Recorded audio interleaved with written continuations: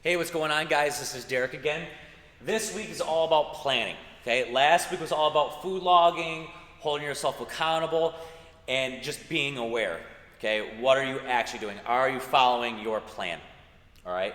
We're always going to stack that with planning. Everything else is gonna come along with that, okay? If we learn these two skills, we can always come back to it during a diet phase, okay? And if you learn these skills, well, now all of a sudden, you know these, the lifestyle skills where you can go out with friends and, not go overboard and stuff like that. You basically have control over nutrition. That's what the goal of this program is all about, is have that control instead of just not knowing what's going on, all right? So if you have that right mindset, that you're ready to roll, you're ready to change some stuff, it's not gonna come right away, okay, and we're ready to be consistent, then this is gonna start working really, really nicely, all right? So, we're holding ourselves accountable with whatever way we want to choose, okay? Now we're going to plan, all right? Most people that fail just don't have a plan. They keep on, like, it's too much, there's too much to think about, it's too stressful, okay? I don't have time, stuff like that. There's always time. You just have to actually break it down and reevaluate what's going on in your life, okay? This is where this starts getting really individualized. Because if you can't eat 6 meals a day, don't eat 6 meals a day. If you don't eat breakfast, don't eat breakfast. But you always still have to have the same amount of portions that we talked about in those level guides, or the same amount of macros. Right? You have to fit that stuff in. All right. So are we planning?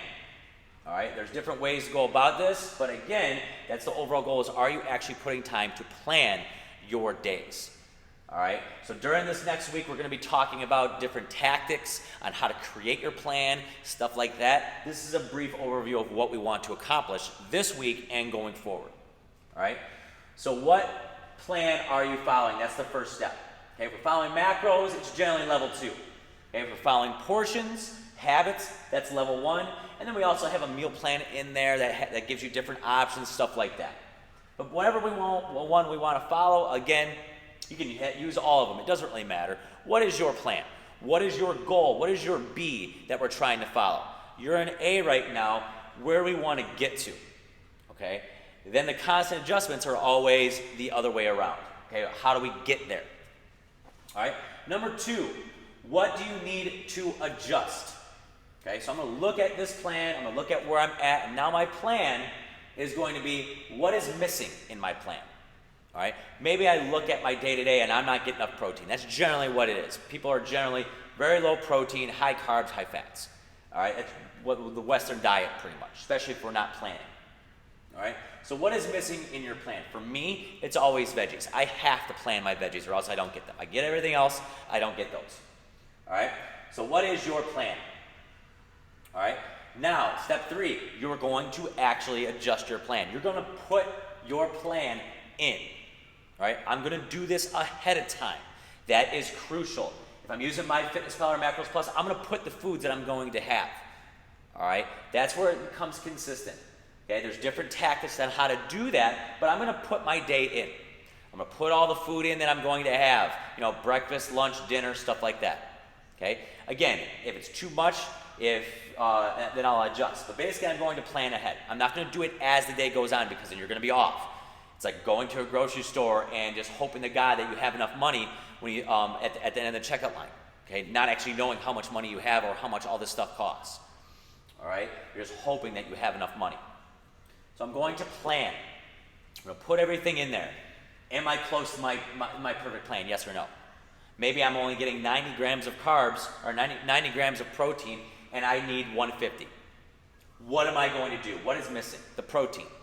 Maybe I can add a protein shake. Boom, there's 30 right there. All right, you don't know that unless you put it in ahead of time.